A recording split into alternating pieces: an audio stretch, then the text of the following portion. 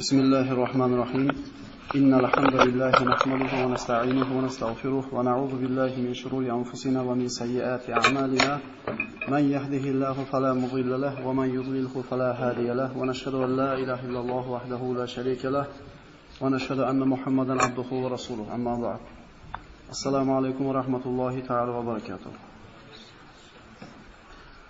Alloh subhanahu va taolo Qur'oni Karimda Fotiha surasida marhamat qilib aytadiki: "Ihdinas siratal mustaqim, siratal ladzina an'amta alayhim, g'oyril maghdubi alayhim valaddallin." Parvardigoro, bizlarni seni g'azabingga uchramagan va adashmaganlarga bergan yo'ling, to'g'ri yo'lda yurgan bandalaringga bergan yo'ling siratal mustaqimni inom etgin. To'g'ri yo'lni Alloh taolodan so'rashni Alloh taolo mana Qur'onda bizga buyurgan va mana shu o'qiyotgan kunlik namozlarimizda bu oyatni bir necha 10 marta takrorlaymiz. Ihdinas siratal mustaqim. Bizlarni to'g'ri yo'lingga boshlagin. U shunday yo'l bo'lsinki, u seni g'azabingga yo'liqqanlarning yo'li emas va adashganlarning ham yo'li emas. Bugungi qissamiz inshaalloh ana shu adashgan kishilar kimlar?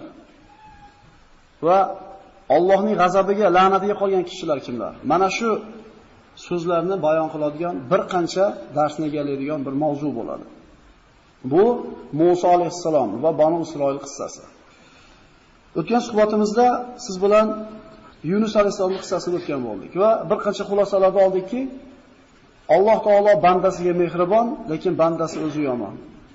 Alloh taolo bir bandasini yaxshi ko'rsa, dedi Rasululloh sollallohu alayhi vasallam, qilgan xatolarini, qilgan gunohlarini, uqubatini, jazosini, mukofotini shu dunyoda o'zida berib qo'yadiki, shu narsani takrorlanmasligi uchun. Agar Alloh bir bandani yaxshi ko'rsa, balolaydi, balolab turib sabrli qilib qo'yadi dedi. Va ko'rdikki, Yunus alayhissalom faqat Alloh taologa qaytishlik bilan mana shu balodan qutulgan bo'ldi. U kishini mana mashhur bo'lgan duolari La ilaha illa anta subhanaka inni kuntu minaz zolimin. Parvardigoro, zulmatlar aro senga duo qildim. Sendan boshqa iloh yo'q. Sen haqingda aybdan poksan, men o'zimga o'zim zulm qildim. Va u kishini ana shu dengizni balodi qonidan chiqib ketishligida ham Alloh taoloning irodasi bo'ldi. Bu mushkulaga inson o'zi kirdi, lekin chiqishlikni Alloh taologa qaytganda Alloh taolo nasib qildi. Biror bir mushkulaga kirar ekanmiz, bu o'zimiz qo'limiz qilgan ish sabab bo'ladi. Endi undan chiqib ketishligimiz o'zimizning qo'limizda bo'lmaydi, faqat Alloh taologa qaytishlik bilan bo'ladi. Mana bugungi qissani aytdik. Qur'onni eng katta qismini, qissalar ichidagi eng katta qissa bo'lgan bu Musa alayhisalom qissasi. Qur'onni 73 o'rinida 25 yoki 24 ta surasida zikr qilingan. Hech qaysi qissa, hech qaysi qavm haqida so'z bunchalik keng, batafsil yoritilmagan. Nimaga? Nima uchun? Banu Isroilda tarixni Alloh taolo juda keng, juda ko'p oyatlarda bizga bayon qildi. G'oyril maghdubi alayhim. Seni g'azabingga yo'liqmaganlarning yo'li bo'lsin. Allohning g'azabiga kim yo'liqqan? Yahudiylar, Banu Isroil. Nimaga ular Allohning g'azabiga yo'liqqan? Nimaga Alloh taologa la'nati bo'lgan? Mana shu qissalarni o'rganib chiqar ekanmiz, inshaalloh bunga javob topgan bo'lamiz. Payg'ambarlarning hayoti insonlar uchun bir ibrat. Ular o'z qavmlarini Alloh diniga da'vat qilishdi, unga sabr qilishdi, kelajakda keladigan mu'minlarga bu narsa ibrat bo'lishligi uchun. Alloh taolo payg'ambarlarga qarshi chiqqan qavmlarga balolar yubordi va ularni vayron qildi. Alloh taolo aytadi, hech bir qavm o'tmagan, magar albatta ularning ichida Allohning azobidan ogohlantiruvchi o'tgan deydi. Ya'ni bir qavmga keldi balo, albatta shu balo kelishidan burun ularga payg'ambar bor edi, ogohlantirgan bor edi. Ba'zi qavmlarda Alloh taolo ustiga balo kelganda iymon keltirganda qabul qilmadi. Lekin mana o'tgan safargi suhbatimiz Naynavo ahli Allohning balosi ustiga kelib turgan paytda qo'rqib iymon keltirishdi. Faqat mana shu Yunus alayhisalomning qavmini baloni ko'rgandan keyin keltirgan iymon asbotdi. Qur'onda zikr qilingan qissalarning eng kattasi bu Musa alayhisalom va Banu Isroil qissasi. Haqiqatan Musa alayhisalomning hayot haqida biror narsani tayinlamoqchi bo'lgan odam, garchi tafsir kitoblari, garchi ma'lumot ko'p bo'lsa ham, ana shu Musa alayhisalomning hayotini birovga gapirmoqchi bo'lgan odam ozgina mashaqqat chekadi. Sabab Qur'onda turli payg'ambarlarning qissalari kelgan bo'lsa, ba'zisi sochiq, ba'zisi yig'ib. Faqat Yusuf alayhisolamning qissasini aytdik, bitta o'rinda kelgan. Bir boshlangan, 101-oyatga kelganda tugagan, bo'linmagan. U taskin bo'lib tushganligi uchun payg'ambarimizga. Lekin Musa alayhisalom qissasiga qaraydigan bo'lsak, Qur'onda bir chekadan Baqara surasidan oladigan bo'lsak, sigir haqida gap ketadi. U sigir bilan boshlanmaydi Banu Isroil tarixi. Sochiq holatda kelgan. Haqiqatan bir jamlashlikda bir qancha bir mashaqqat bo'ladi. Ba'zi ulamolar bu qissalarni jamlagan bo'lsa ham, zaif hadislar yoki Isroillardan taslangan holda sahih bo'lmagan manbalardan foydalanganligi bor. Bizning bu qissalarimiz ana shu faqat sahih manbalardan olingan ma'lumotlardan iborat bo'ladi. Faqat Allohning Qur'oniga suyanishlik kerak bo'ladi. Chunki bu kitobda oldidan ham, ortidan ham botil kelmaydi. Biz hayotimizni Qur'on bilan o'tkazishimiz kerak bo'ladi. Shunda hayotimiz to'g'ri bo'ladi. Qur'on bilan o'tkazishlik deganda faqat Qur'onni ko'p o'qishlik, faqat yodlab olishlik, chiroyli tajvid bilan o'qishlik emas. Uni ma'nolarini tushunib, unga amal qilishlik bilan bo'ladi. Afala yatadabbarunal Qur'an deydi Alloh taolo. Axir Qur'onni o'qib ular fikr yuritmaydilarmi? Demak, bu qissalarni biz eshitar ekanmiz, albatta xulosa bilan chiqishimiz kerak. Ayub alayhisalom qissasini ko'rdik, sabrni o'rgandik. Yunus alayhisalomning qissasini ko'rdik, inson boshiga musibatni o'zi so'rab olar ekan. Har bitta qissa tugaganda bitta xulosa chiqib kelsin kallamizda. Demak, boshimga musibat tushdi, men o'zim buni so'rab oldim Allohdan. Demak, musibat keldi, Alloh meni yaxshi ko'ribdi. O'shuning uchun shu musibatimga, mana shu qilgan gunohimga jazoni berdi, qaytarmasligimni xohladi. Mo'min odam ishlari yurishi bo'lib ketganda emas, faqat boshiga kasal yetganda, musibat yetganda ham xotirjam bo'la oladi. Chunki Alloh meni yaxshi ko'rgani uchun berdi bu kasalni. Bu jazoni Alloh yaxshi ko'rgani uchun berdi. Yaxshi ko'rganligi uchun berdi. Qaytarmagin bandan deb Alloh menga mehribonlik qil deydi. U plus bo'lganda emas, minus bo'lganda ham xotirjam bo'la oladi. Faqat mo'min. Qissalarni o'rganar ekanmiz, biz Qur'onni ham o'rganib boramiz.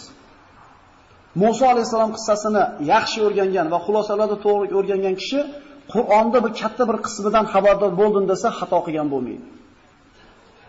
Qur'on nima? Qur'on bu fiqh. Qur'on nima? Qur'on bu tarix. Qur'on nima? Bu Qur'on hukm. Demak, qissalar Qur'onning 3dan birini egallaydi. Biz sizlar bilan Qur'onning 3dan birini o'rganyapmiz inshaalloh. Bir davrlar bo'lgan, otalarimiz, opalarimiz Qur'onni o'qib turib, chiroyli o'qigan, yig'lagan, ma'nosini tushunmaganligidan. Nimalar yozilgan kim bu yerga degan bir savollar bo'lgan.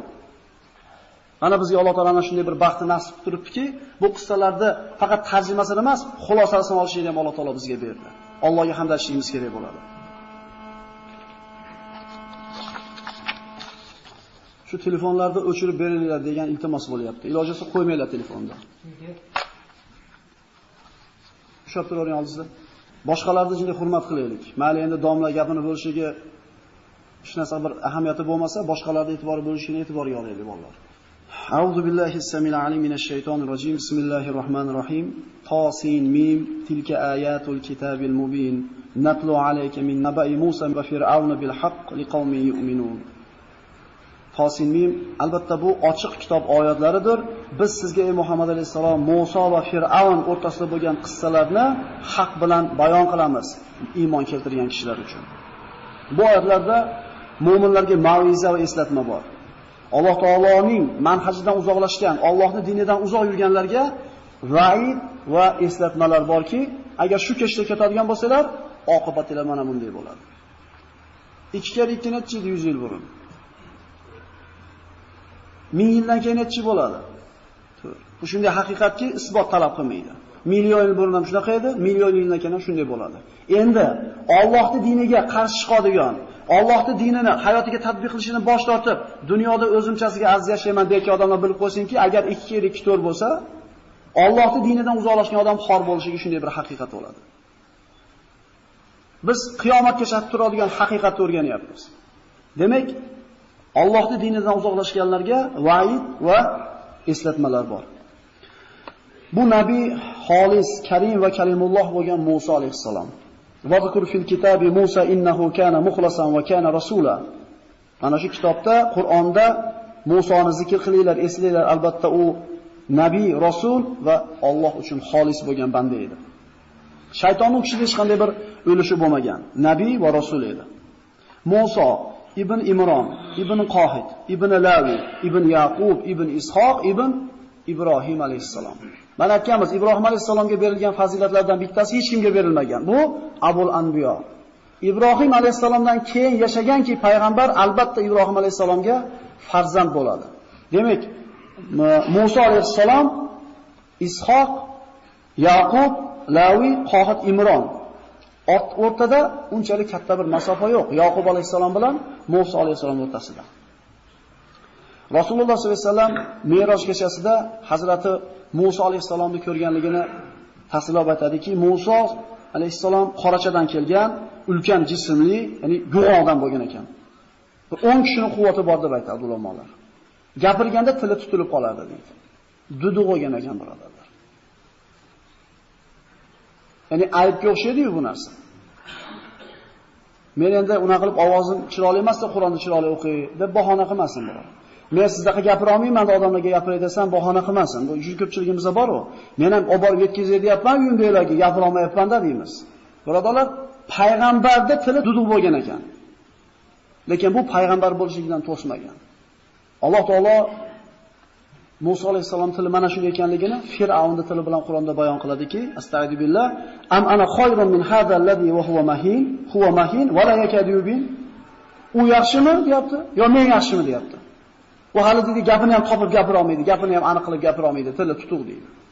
Ya'ni tili duduq bo'lganligi mana shu Qur'ondagi oyat hujjat bo'ladi. Lekin bu duduqligi u kishini payg'ambar bo'lishidan to'sib qola olmadi. Shuning uchun Alloh taolo u kishini payg'ambar qilib Fir'avnning oldiga jo'natganda Allohdan so'rab olgan. Va axi Haruna va huwa afsahu minni lisana. Parvardigor, akam Harunni menga sherik qilib bergan, u mendan ko'ra chiroyliroq gapiradi dedi. So'z bobida, nutq bobida mohir emas. Shuning uchun akasini o'ziga yordamchi qilib olgan edi. Inshaalloh Harun alayhissalomning payg'ambar bo'lishligini o'zini o'rnida inshaalloh zikr qilamiz. Banu Isroil bu yahudiylar. Banu Isroil deganda biz Yaqub alayhissalomni zurriyotini tushunishimiz kerak bo'ladi. Yaqub alayhissalomning ismlaridan bittasi Isroil edi. Payg'ambarning ismi Yaqub, yana bitta ismi Isroil edi. Shuning uchun Banu Isroil deganda Banu Yaqub alayhissalomning nimasi? 12 ta o'g'li bor edi, Asbat deyiladi. Ana shu 12 ta qabila yahudiylarning asosi bo'ladi. Yahudlar mana shular hisoblanadi. Mana Yusuf alayhissalomning qissasini gaplashganimizda siz bilan Yusuf alayhissalom qul bo'lib sotilib Misrga keldi. Keyin shu vazir moliy bo'ldi. Otasi va akalari 11 ta aka-ukasi nima qildi? Misrga kelishdi, shu yerda yashashdi.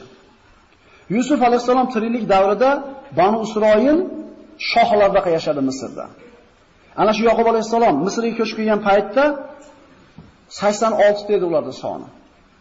86 ta odam Falastindan Yaqub alayhissalomning bola chaqalari, nevaralari Misrga ko'chib kelganda 86, lekin Musa alayhissalom Banu Isroilni Misrdan dengizni yorib olib chiqib ketganda 600 ming yetgan bo'ladi soni.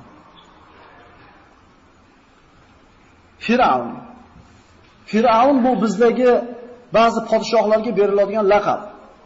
Masalan, Habashistonda podshosi Najoshi deyilardi. Bu ism emas, u laqab bu.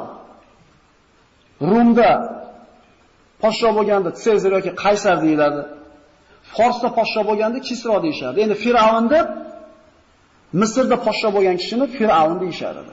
Fir'avn ism emas, u nom deymizmi, laqab deymizmi, xullas podshoga beriladigan so'z. Yusuf alayhissalom vazir bo'lib turgan paytdagi Fir'avnning ismi Royyan ibn Valid. Royyan ibn Valid arab bo'lgan birodarlar. Fir'avn degan so'zni azizlar tarixiga qaraydigan bo'lsak, Yamanlik bir Avn degan odam bir odamni o'ldirib qo'yib qochib ketadi. Misrga borib yashab, shu yerda bir ko'tarilib podshohlik darajasiga ko'tarilib ketgan. Fir'avn so'zi kalimasi ikkiga bo'linadi. Farro Avn. Arab tilida far degani qochdi degani. Avn degani ismi. Demak, Fir'avn deganda yurtini tashab qochib ketgan Avn deyilyapti. Tushunarli bo'ldimi? Demak, arab bo'lgan bo'ladi asli, Yamandan bo'lgan. Yusuf alayhissalom ana shu Fir'avn Royyan ibn Validda dinida bo'lmasa ham, yurtni ocharchilikdan saqlab qolganligi uchun, yurtga ko'p bir barakalarni kelishiga sabab bo'lganligi uchun, yurtini zo'r boshqarganligi uchun hurmat qildi. Yusuf alayhissalomning yuzidan butun Banu Isroil shohlarda yashashdi. mavqesi baland bo'lgandi Banu Isroilda, Yusuf alayhisolamda. Lekin Royan ibn Valid ana shu Yusuf alayhisolam davridagi Firavn o'lgandan keyin uni o'rnini Qobis ibn Mus'ab egalladi. Boshqa Firavn keldi, ikkinchi Firavn kelyapti. U kofir zolim bo'lgan. Yusuf alayhisolam o'tgandan keyin mana shu ikkinchi Qobis ibn Mus'ab Firavn bo'ldi va Banu Isroilga qattiq ozorlarni soldi. Qobis o'lgandan keyin uning ukasi Valid ibn Mus'ab taxtni egalladi. Demak, Yusuf alayhisolamdan keyin bitta, ikkinchi, uchinchi Firavnning davri.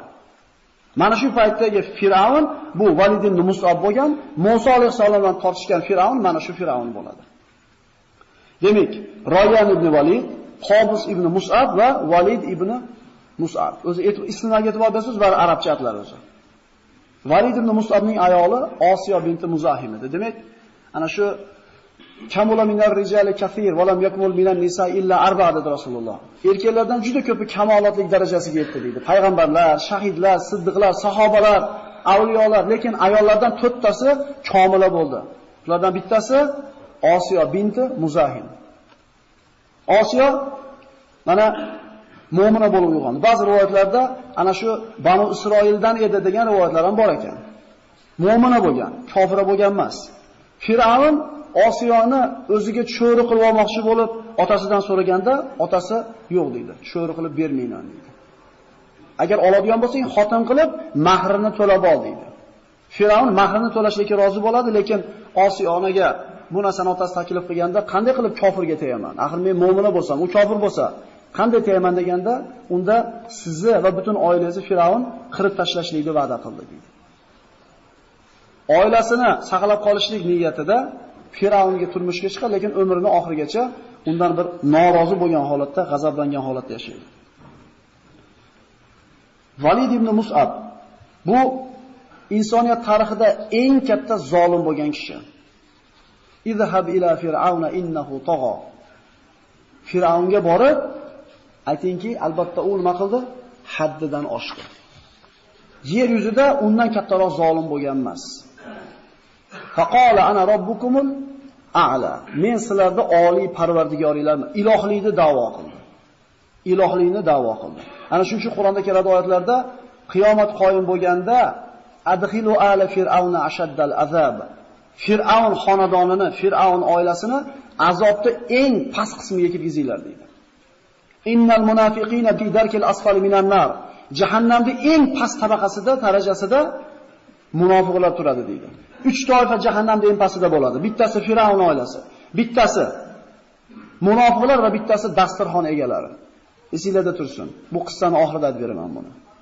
Fir'aun mana Valid ibn Mus'ab Banu Isroil hammasi meni qullarim degan hukmni chiqardi. Ya'ni bitta Yusuf alayhisolamni ozod odamni sotib, qul qilib sotib olishiga o'zi qanday bir katta jarima edi. Endi bu yerda 600 ming bo'lgan Yahudiyda hammasini yoppasiga meni ular qullarim deb e'lon qildi. Ayollar esa meni cho'rilarim dedi. Yahudiylarni qullardaqqa ishlatishardi. Ayollaridan xohlaganda foydalanishardi. Xorlikmi bu? Mana shunday xor bo'lgan, mana shunday past bo'lgan, razil bo'lib ezilib turgan xalq Alloh taolo payg'ambarlarni yuborib aziz qildi, lekin bu qavm Alloh taologa osiylikda davom etdi toki lu'inallazina kafaru min bani Isroil ala lisani Davud va Isa ibn Maryam zalika bima asaw wa kanu ya'tadun. Banu Isroildan kofir bo'lganlari Davud va Iso ibn Maryamning tili bilan la'natlandi dedi. Nima sabab? Haddidan oshganlar uchun, Allohga osiy bo'lganlar uchun o'zlarini jinsidan bo'lgan payg'ambarlari la'nat o'qigan o'zining qavmiga. Payg'ambarlar qanchalik sabrli, payg'ambarlar qanchalik kechirimli kishilar bo'lgan, lekin ana shu kishilar la'nat o'qigan. Rasululloh sollallohu alayhi vasallam Toifga borganda eslamaymizmi? Toshbo'ron qilib jo'natishganda, ana shu salqinda yuzlardan qon oqib o'tirib, Jabroil alayhisalom keladi oldiga. Ey Muhammad, xohlasangiz oldimda tog' farishtalari turibdi. Toifni ikkita tog' orasiga qorishtirib tashlayman dedi. Rasululloh nima duo qildi? Alloh hidoyat qilishligini, zurriyotlardan solih kishilar kelishini Allohdan so'rab duo qilmadimi? Payg'ambarlar mana shu kechirimli xalq bo'lgan, lekin mana shu qavmlar o'zlarini payg'ambarlardan la'natni eshitgan. Hali ko'ramiz. Bugun emas, keyingi safar, undan keyingi safar inshaalloh nimaga bular la'natga qolgan? Nimaga bular Alloh taolo o'zining g'azabiga duchor qilgan? O'zlari so'rab olganligini guvohi bo'lamiz. o'zini qavmidan bo'lgan Fir'avnning pichog'idan omonda olib chiqib ketgan Musoga qilgan muomalasini ko'rganingizdan keyin, ularni shunday bir qiyinchilikdan qutqarib chiqib ketgan Musoga qilgan muomalasini ko'rganingizda, boshqalarga nima muomala qilishini tasavvur qilishingiz mumkin. Falan tarzongar yahudu va nasara hatta tattabiya millatahum deydi Alloh taolo. Yahudlar bilan nasoralar sizlardan hargiz rozi bo'lmaydi, to ularni diniga ergashmaguninglarcha deydi.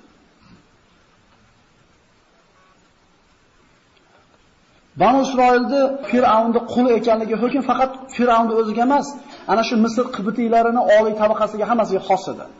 Ana shu kiborlari bormi, avtoritetlari bormi, hammasi quldaqa muomala qilardi. Xotinini ham, bolasini ham, o'zini ham. Bundan xorlik bo'ladimi?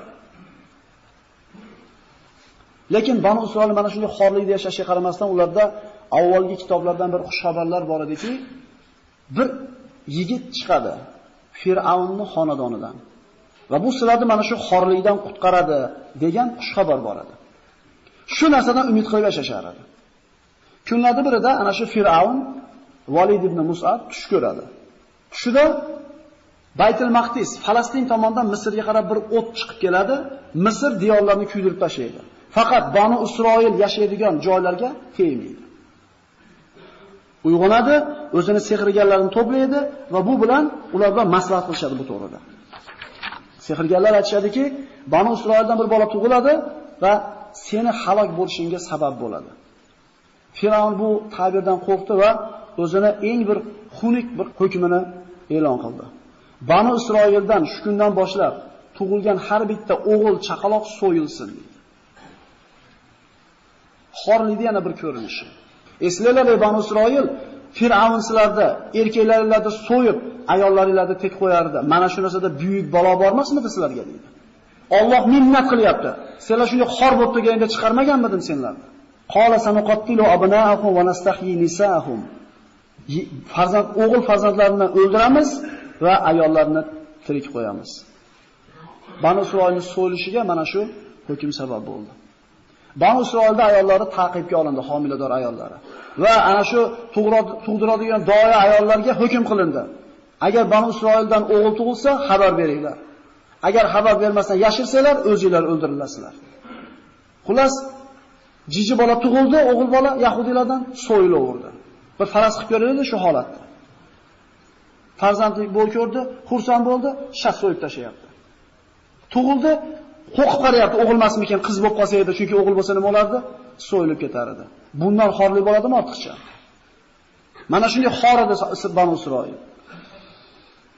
Musa alayhisolamning onasi bu hukm e'lon qilinganda birinchi oylari deydi homilasini. Musa alayhisalom onasini qornida deydi. Qorun katta edi, shuning uchun tirik qolgan edi, tug'ilib bo'lgan edi. To tuqqunga qadar o'zini homiladorligini onasi yashirdi. Bildirmadi. Lekin tug'di ham. Tuqqandan keyin yashirishlik imkoniyati yo'q. Askarlar, Fir'avnning xos askarlari qilichlarni o'tkirlab, nayzalarni o'tkirlab, ko'chalarda kezib yurar edi. Qaysi joyda chaqaloq ovozi eshitilsa, kirar edi, agar qiz bo'lsa tek qo'ylardi, o'g'il bo'lsa so'yib ketar edi. Wa wahayna ila ummi Musa an ardi'i fa idha khifti alayhi falqihi fil yam wa la takhafi wa la tahzani inna radduhu ilayki wa ja'iluhu minal mursalin. Biz Musoning onasiga vahiy qildik. Uni emizgin va agar undan qo'rqadigan bo'lsangiz o'ldirib qo'yishligidan dengizga solib, oqizing suvga solib, qo'rqmang va xafa bo'lmang. Albatta biz uni qaytarib beramiz va albatta uni payg'ambarlardan qilamiz. Xo'p, savol tug'iladi. Va wahayna deyapti. Vahiy qildik deyapti. Vahiy kimga tushar edi? Nima? Vahiy bo'ldimi? Payg'ambar bo'lib qoldimi Muso onasi? Bu ilhom ma'nosidagi vahiy. Chunki Alloh taolo asalariga ham va auha robbuka ila nahli ariga vahiy qildi deyapti. Ya'ni arini mana shunday daraxtlardan, mevalar, daraxtlardan, gullardan asal terishlikni nima qildi? O'rgatdi, ilhomlantirdi. Qayerdan biladi bo'lmasa asal terishlikni? Nimaga boshqa hasharotlar bilmaydi, faqat ari biladi? Chunki Alloh taolo ariga ilhom berdi. Mana shu narsani o'rgatdi. Demak, Musa alayhisolamning onasiga ham Alloh taolo vahiy deganda bu payg'ambarlik vahiysi kelgani yo'q. Alloh taolo kishini u ayolni ilhomlantirdi. Mana shu lug'atdan xavotir birodarlarimiz Qasas surasi mana 7-oyatida ulamolar aytadi, mana shu oyatda ikkita xabar, ikkita buyruq, ikkita xush xabar bor deydi. Bu lug'atdagi fasohat. Va auhayna ila ummi Musa an arzihi bitta xabar, fa idza khifti alayhi ikkinchi xabar, fa alqihi fil yam buyruq, va la takhafi va la tahzani buyruq, inna radduhu ilayki sizga qaytarib beramiz xush xabar va payg'ambar qilamiz. Bitta jumlaning o'zida ikkita xabar, ikkita buyruq, ikkita bushro bor. Bu endi lug'atdan xabari bor odamlar tushunadi. Shuning uchun she'r bobida, fasohat lug'at bobida har bitta payg'ambarda yashagan qavmi qaysi sohada rivojlangan bo'lsa, shu qavm shu sohani bosib keladigan mo'jiza berilgan emasmi? Iso alayhisalom davrida tabobat rivojlanib ketganda, Iso alayhisalom tabobat ustidan mo'jizani berdi. O'liklar tirik turardi. Sulaymon alayhisalom davrida jinlar bilan odamlar fitnalangan edi. Alloh taolo jinlarni xizmatiga solib qo'ydi. Musa alayhisalom davrida sehr rivojlandi. Alloh taolo sehrni sindirib tashlaydigan mo'jizani berdi. Rasululloh sollallohu alayhi vasallam davrida arablar she'r yozishda usta edi. She'r bobida arablarga hech kim yetmaydi. Xohlasanglar ham, xohlamasanglar ham. Biz she'rda bizni xalq kuchli deymiz-ku. Arablar she'rni o'qib ko'ring-da. Shuning uchun hayron qolyapti. Bir qator jumlada ikkita xabar, ikkita buyruq, ikkita xush xabar turibdi deydi. Chunki arab tili Qur'on tili birodarlar. Bu hech qaysi til go'zallik borasida, fasohat borasida bu tilga teng kelmaydi. Arab tili jannatiylarning tili. Jannatda arab tilida so'zlaymiz inshaalloh.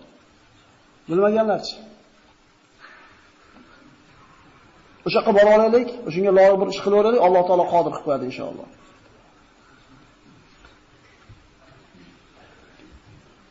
Ana shu ayollarni ta'qib qilishlik avjiga olgandan keyin onasi ana shu sevatga solib bolasini Nilga oqizdi va opasiga buyurdi, qarab turgin. Subhanalloh, bolasini uyda ushlab tura olmaslik bu qanaqa balo bu? Eshitib qolmasin deb turib o'ldirib qo'ymasin degan bu qanaqa balo edi bu? Inna fi zalikum bala'un min robbikum azim. Mana shu narsada Robbinglar tomonidan buyuk azob bor deyapti Alloh taolo. Va qalat li ukhtihi qussi fa basirat bihi an junub wa hum la yash'urun. Opasiga aytdi, kuzatib boring dedi. Kuzatib ketdi shu Nilni bo'ylab. Hech kim u opasini kuzatayotganligini ko'rmadi. Fir'avnning qasrlaridan bittasi Nilning sohilida joylashgan edi.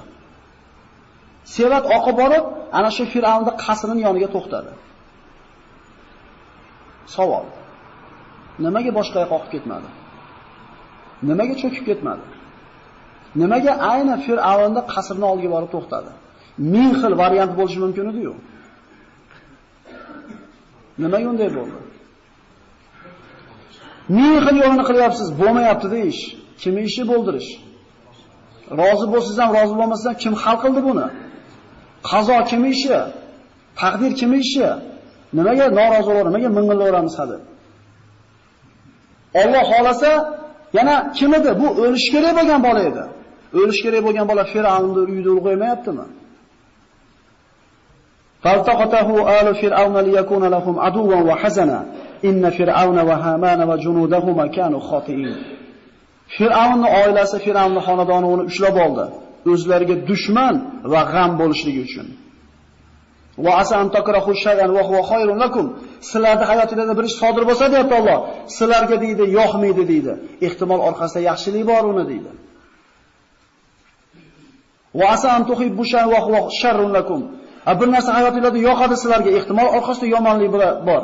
Vallohu ya'lamu va antum la ta'lamun. Sizlar bilmaysizlar deyapti Alloh. Men bilaman deyapti.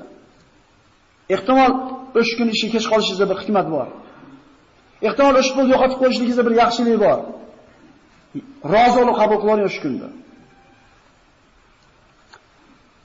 Inna fir'avna va hamana va junudahuma kanu xotiin. Xatokorlar, xoti degan so'z qasddan xato qiluvchi kishi aytiladi. Muxti degani bilmasdan xato qilib qo'ygan kishi deyiladi. Alloh taolo xoti deyapti ularni. Bilib turib qilishadi xato kamchilik, gunohlarni. Shu narsa biz ustimizda bo'lib qolmasin. Gunohligini bilasizmi? Tiyiling. Chunki bilmasdan qilgan gunoh yozilmaydi, esdan chiqarib qilib qo'yilgan gunoh yozilmaydi, majbur bo'lib qilib qo'yilgan gunoh yozilmaydi, undan boshqa hamma gunoh yoziladi. Musoni ana shu chaqaloqni olib, Osiyoni onani oldiga olib kelishdi. Osiyoni tug'magan edi. Bolaga mushtoq bo'lgan edi. Bolani Firavnda Banu Isroildan ekanligini bildi. Bilib turib o'ldirmanglar uni dedi. Va qalat imratu fir'auna qurratu aynun li va lak la taqtuluhu asa an yanfa'ana aw nattakhidahu walada va hum la yash'urun. Firavnning ayoli uni o'ldirmanglar dedi. O'g'il qilib dedi. Shoyat bizga foydasi tegib qolsa yoki bo'lmasam o'zimizga farzandlik qilib olsak. Ulamolar aytishar ekan shu yerda Firavn aytadi, mana hadisda keladi. Rasululloh sollallohu alayhi vasallam marhamat qilganlar, agar Firavn ko'zimizni quvonchi bo'lsin, meni ko'zimni quvonchi bo'lsin, o'ldirmanglar deganda Firavn, "Seni ko'zingni quvonchi bo'laversin. Menga kerak emas bunaqa Banu Isroildan" dedi. Rasululloh aytadi, agar Firavn shu yerda, "Ha, bo'pti, meni ham ko'zimni quvonchi bo'lib qo'ysin" deb ikki og'iz gap gapirib qo'yganda, unga balo yetmasdi deydi. Nimaga ehtiyot bo'lish kerak? Qayerga bog'liq? Til haqida gaplashganmiz. Podshohlardan bittasi aytadi, "Gapirmagan gapimga pushaymon bo'lmaganman. Lekin gapirib qo'ygan ko'p gapimga pushaymon yeganman. Hozir aytmasam ertaga aytishim mumkin, lekin hozir aytib qo'yib ziyon qilganman.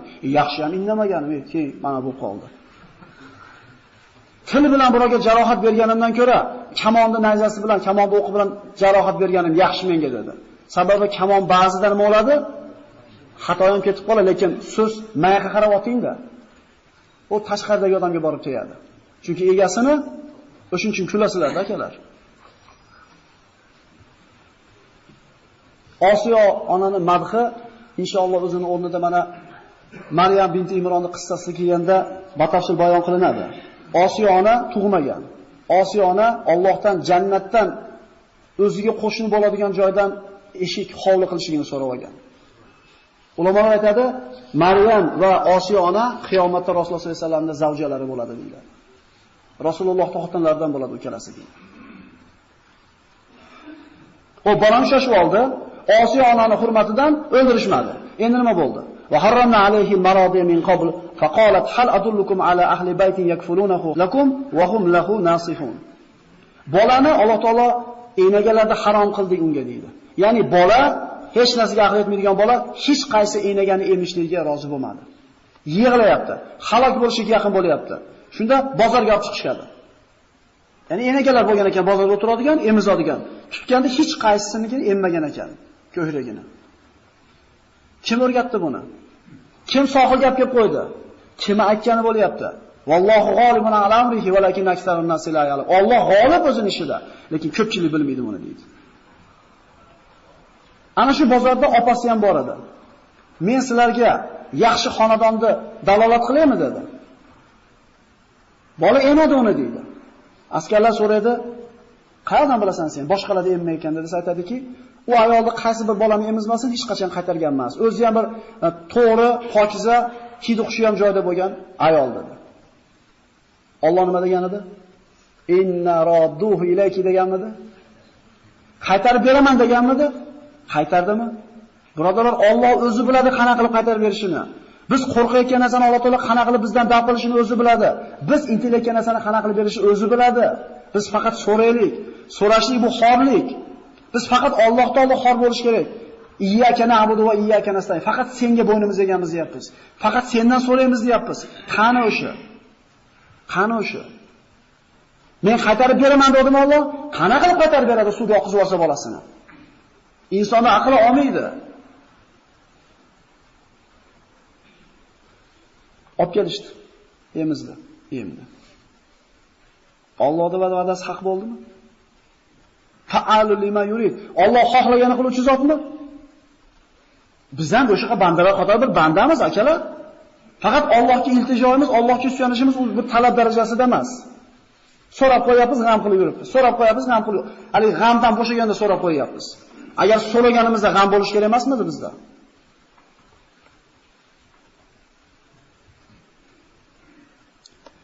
Takununa indi. Osiyo aytdi Muso donasiga, kelib qasrda yashang men bilan dedi. Qayerga taklif bo'lyapti akalar? Kim edi u? Banu Isroil emasmidi? O'sha qasrdan qochib, o'shandan pishag'idan omonda qolishligi uchun bolasini suvga oqizmaganmidi? Alloh qilar ekan xolagan ishini. Meni oilam, erim, bola chaqam bor, qasrga bora olmayman deganda subhanalloh. Ana shu Muso deb qancha hisobsiz chaqaloqlar so'yilib ketdi. Ana shu Muso uchun atalgan qilich Musoni qo'rg'ilab olib borib keldi kuni ikki mahal onasi bilan saroyda o'rtasida. Fa'alul lima yurid birodarlar, Alloh xohlaganini qiladigan zot.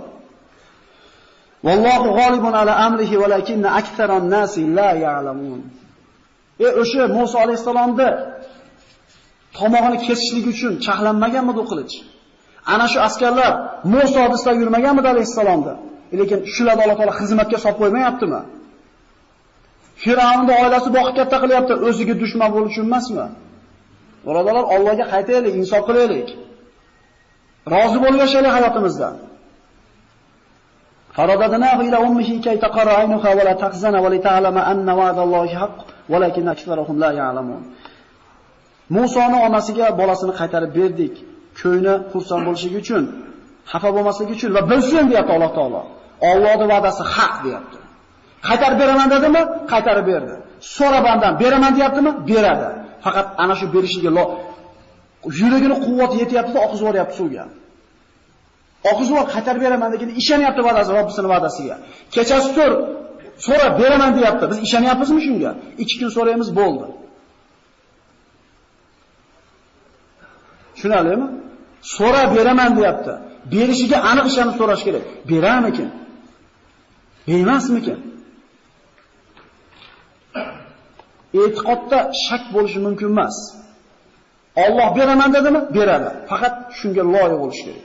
Endi berishligi akalar.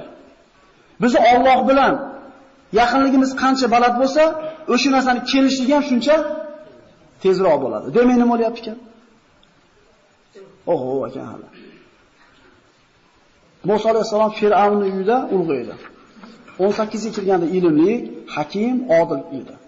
Walamma balagha shuddahu wastawa ataynahu hukman wa ilma wa kadhalika najzil muhsinin. Balog'atga yetib, kuch-quvvat o'ziga to'lganda biz unga hikmatni va ilmni ato etdik. Muhsin bandalarni mana shunday mukofotlaymiz.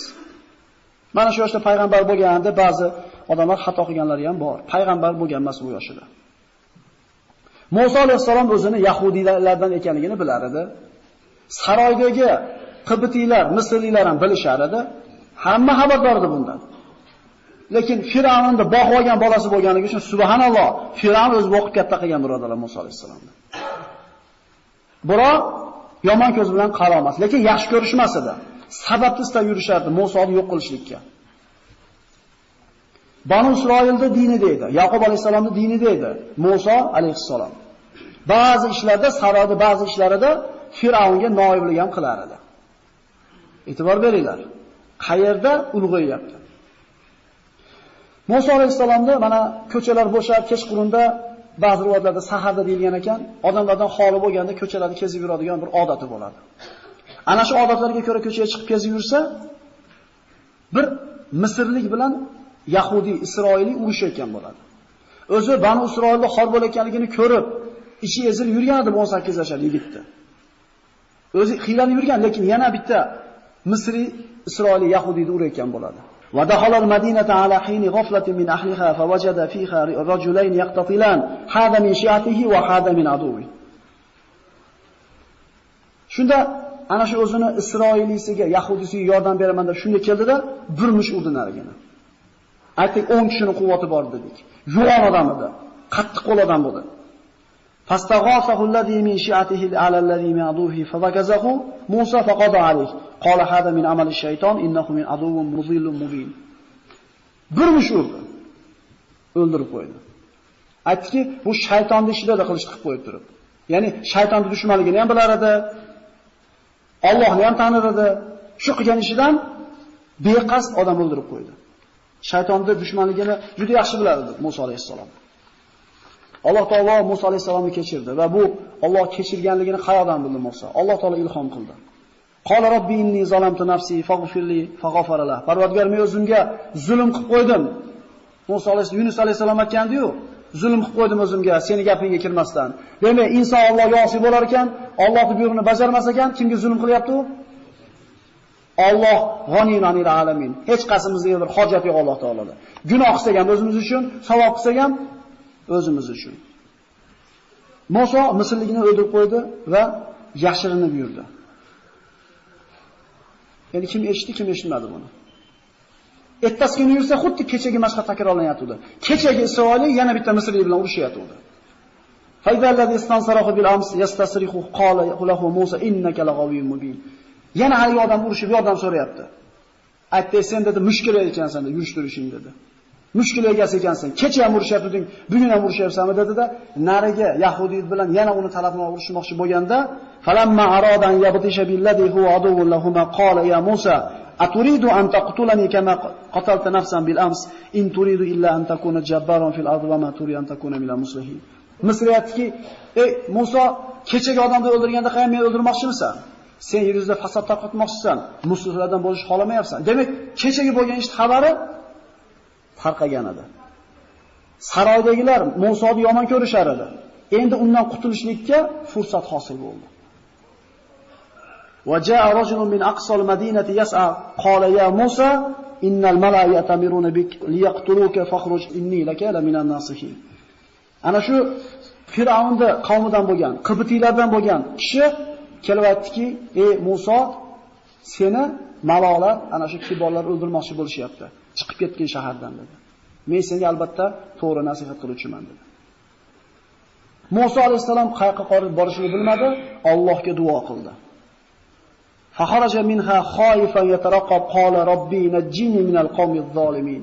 Chiqib ketishdan burun duo qilyapti. Ya'ni bitta ishga qo'l urishdan burun, bitta tijoratga qo'l urishdan burun Allohdan so'raylik, egasidan. Parvardigoro, menga zolim qavmdan najot bergin dedi. Alloh taolo u kishining duosini ijobat qildi. Sahroga qarab chiqib ketdi. Na safarga tayyorgarligi bor edi, na bir oyoq kiyimi bor edi, na oziq-ovqati bor edi. Hech narsasi yo'q, Allohga tavakkul qilib chiqib ketdi. Piyoda Falastin tomon qarab yurdi. Oyoq kiyimlari ham yo'lga yaroqsizligi uchun yirtilib ketdi. Oyog'ini terilari shilinib ketdi. Yegan hech narsa yo'qligidan daraxtni baklarini yeb ketdi yo'lda. Og'zi ko'karib, qonni yopishib qolgandi umurtqasiga. Mana shunday qiyin ahvolda edi, lekin holidan birovga shikoyat qilmadi. Ayyub alayhisalom 18 yil ana azobda yashamay turib, yuraman Allohdan shifo so'ragan dedi. Haqiqiy mu'min hech kimga dardini aytib yig'lamaydi. Chunki shikoyat qilinadigan zot bitta. Allohga shikoyat qilishlik kerak. Musa alayhisalom ana shu holda Madiyanga yetib keldi. Madiyan degan qishloqqa yetib keldi. Madiyan bu Shuayb alayhisalom payg'ambar bo'lib turgan qishloq yoki shahar edi. Madiyan Shuayb alayhisalom arab bo'lgan millati birodarlar. Rasululloh sollallohu alayhi vasallam Abu Zarga aytadiki hadislarida payg'ambarlardan 4 tasi arab bo'lgan deydi. Hud, Solih, Shuayb va nabiyyuka ya Abu Zar deydi. Hud, Solih, Shuayb va men Abu Zar deydi. 4 ta payg'ambarning millati arab bo'lgan. Shuayb qavmi, Madiyan qavmi, ya'ni ashabul ayka ham deyiladi. Ana shu daraxtga sig'ingan qavm deb ham Qur'onda zikr qilingan. Musa alayhisalom mana shu qishloqdagi shaharning bir chekkasiga kelgan paytda bir hovuz bo'ladi, qishloqning tashqarisida odamlar suvdan olib ketadi, qo'y-qo'zlarni olib kelib o'shada sug'orishadigan bo'ladi. Borib, suvdan ichib bir chekkaga salqinga o'tirgan paytda hamma odamlar olib kelib qo'y tuyalarni echkilarni sug'oryapti. Ikkita ayol, ikkita qiz bir chekkada qo'ylarini suvga ketayotganda to'sib, boshqalarni qo'yga aralashib ketishligidan to'sib turgan bo'ladi. Shunda borib ulardan biridan so'raydi.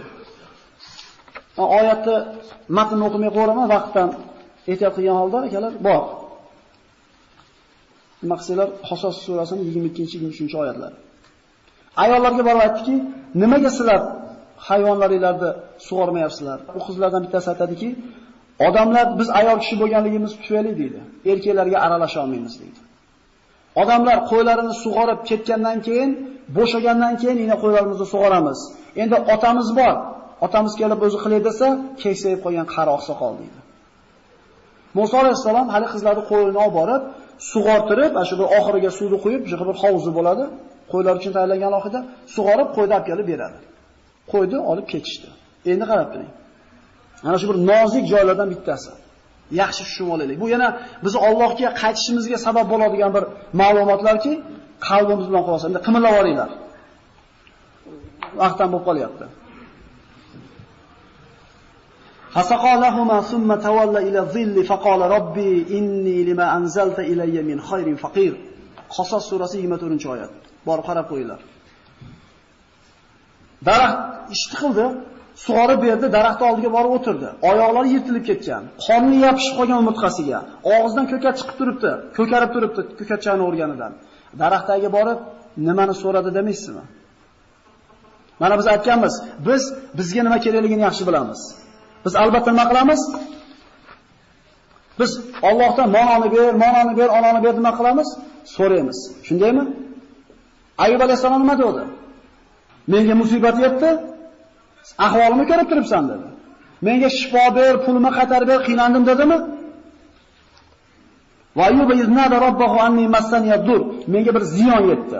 Ahvolimni ko'rib turibsan dedi. So'radimi bu narsani? Parvardigorim o'zing yaxshi bilasan, men nima dedi bu narsani? Yunus alayhisalom balada xoniga tushib qolganda, meni chiqar dedimi? Nima dedi? Chiqarib qo'ysa bo'ldimi-da? Undan keyin hech narsa kerak emasmidi? Nido qilaverdi, Parvardigorim o'zimga zulm qilib qo'ydim, ahvolimni ko'rib turibsan deverdi. Molona narsani ber degani yo'q. Ibrohim alayhisalom Palaxmonni kapkiliga o'tkazib qo'yishganda nima dedi? Meni qutqarib qol dedimi? Meni hisobim Allohning qo'lida. Robbimga hojatim bor dedi. Jabroil alayhisalom kelib yordam beray deganda, Robbimga hojatim bor, lekin Robbimga gapirishimga ham hojati yo'q dedi. Qalbi tamomiyy Alloh bilan bo'lgan ularda. O'shuncha Alloh taolo darrov bergan zudlik bilan so'ragan narsasini. Muso nima deyapti alayhisalom? Parvardigorim men deyapti daraxtga borib o'tirib. Seni menga beradigan yaxshiliklaringga faqirman deyapti. Nimani so'rayapti? Konkret bir narsa bormi? Nimani so'rayapti? Yaxshilikni so'rayaptimi? Robbana atina fid dunya hasana va fil oxirati hasana va qina azoban narmi? Parvardigor dunyoda ham yaxshiliklarni bergin, oxiratda ham. Birodarlar, yaxshilikni so'raylik-da. Bizga nima yaxshiligini kim biladi? Alloh biladimi? Rasululloh oldiga bir odam keldi-yu, qiylanib ketdim, kambag'alman, duo qil, men ham boy edi dedi. Seni shu turishing yaxshi o'zingga dedi. Yo'q, beravering dedi. Duo qildi, qo'y ko'payib ketdi. Nima bo'ldi keyin? Zakotni bermay qo'ydimi? Rasululloh o'tib ketgandan keyin Abu Bakr ham, Hazrat Umar ham zakotini olmay qo'ydimi? Kambag'al bo'lib yurgani yaxshi emasmidi shuni? O'shuncha Allohdan yaxshilikni so'raylik birodarlar. Shu kunimiz yaxshi bo'laveradi bizga. Endi rozi bo'lamiz shu kunimizga. Parvardigor deyapti. Yurtidan qochgan qochoq nima so'raydi? Yurtimga qaytib boray, ishlar tinchib ketsin, ishlarim yaxshi bo'lib ketsin deydimi? Lekin uni demayapti bu kishi. Menga nima yaxshi bo'lsa, kim biladi deyapti? O'zing bilasan. Shuning uchun qo'rqmay so'raylik. Ba'zida sanab tugata olmay qolamiz-ku. Esimizga kelmay qoladigan nima kerakligi. Biz bilmaymiz bizga nima kerakligini. Alloh biladi. Menga yaxshilik berding, Alloh beraversin. Oyoqlari shinib ketgan, qornlari yopishib ketgan, og'zi ko'karib ketgan Musa hech kimga dardini aytmayapti. Hech kimga shikoyat qilmayapti. To'g'ri, endi haliga quduqqa borib dardingizni aytsa, matiz nima bo'ladi? Bo'shaydi, ha? Allohga bo'shatmaysizmi qalbingizni? Allohga bo'shatib, munojot degan ibodatni gaplashtirgan Ibrohim alayhisalomning kitobidan deb. Kim qilyapti shuni? Matiz bo'sh yurasiz, xotirjam yurasiz, dardingizni Allohga aytib qo'ydingiz, qiylarni Parvardigor. Ko'rib turibsiz ahvolimni. Biz unaqa emasmiz biz. Biz quduqqa gapirib qo'yamiz undan ko'ra. Quduqda qolib ketadi g'amimiz. Demak duosi Robbi inni lima anzalta ilayya min khayrin faqir. Menga nima yaxshi bo'lsa, menga qanaqa yaxshilik bermoqchi bo'lsang, o'sha menga kerak deyapti. Ana shu qizlardan bittasi duoda eshitdi. Borib otasiga aytdi. Otasi Shuayb alayhisalom edi bu qizlarni. Allohning irodasini qarang. Kimni qo'yini sug'orib beryapti? Payg'ambarning qizini. Vallohu g'olibun ala amrihi dedingmi? Alloh o'zining ishida g'olib, Alloh xohlaganini qiladi. Lekin odamlarda ko'pi bilmaydi buni deyapti. Faja'athu ihdahuma tamshi ala istihiya'in qalat inna abi yad'uka liyajziyaka ajra ma saqayta lana. Ana shu qizlardan bittasi hayo bilan sekin kirib keldida aytdiki, otamiz sizni qo'ylarimizni sug'orib berganligingizni haqqini bergani uyimizga chaqiryapti dedi. Bu mo'min ayolda iffati, hayosi. Hozirgi kunda yana solishtirib ko'raylik. Iffatda, hayoda cho'qqisini qarang. Musa alayhisalom shu oldimga haydang yo'l ko'rsating demagan ekan. Yo orqamga ergashing demagan ekan. Oldimda yuring deydi. Ovozini chiqarmaganidan o'ng tomonga yurish kerak bo'lsa, toshni o'ng tomonga tashar ekan. Musa alayhisalom burilar ekan. Orqasida kelayotgan payg'ambarning qizi chop tomonga burish kerak bo'lsa, chop tomonga tashlashar ekan. Musa alayhisalom qayda? Birodarlar, ko'chada ketayotganimizda oldimizda bitta shuna bir avratini ochgan bo'lsa, orqasiga tushib olmaylik. Rizqingiz tirtayadi. Chunki istig'forni ko'paytirish noningizga to'g'ridan-to'g'ri aloqasi bor ekanmi? Rizqingizga baraka kelishiga sabab ekanmi? Demak, gunoh qilish rizqingizni tirtaytiradi. Hozirgi kundagi ayollarimizni va ana shu davrdagi payg'ambarlarning ayollarini, qizlarini, hayosini, iffatini bir mulohaza qilib qo'yaylik. Rasululloh sollallohu alayhi vasallamning oldiga Abdulloh ibn Maktum kirib keldi. Ko'r, ojiz, ummiy sahoba edi. Ko'zi ko'r kirib kelganda payg'ambarimiz bir qancha ayollar turishgan edi. O'zlarini chekiga olishmadi. Rasululloh o'zinglar chekiga olinglar dedi. Ya Rasululloh, buni ko'zi ko'r edi işte. Dedi, sizlar ham ko'zinglar ko'rmi dedi. Ya'ni erkak kishi ayol kishidan ko'zini qanchalik tiyish kerak bo'lsa, ayol kishi ham erkak kishidan uyga kirganda chekiga o'tdiymiz, o'zi ko'chaga chiqib ketaveradi. Bu qanaqa bo'ldi?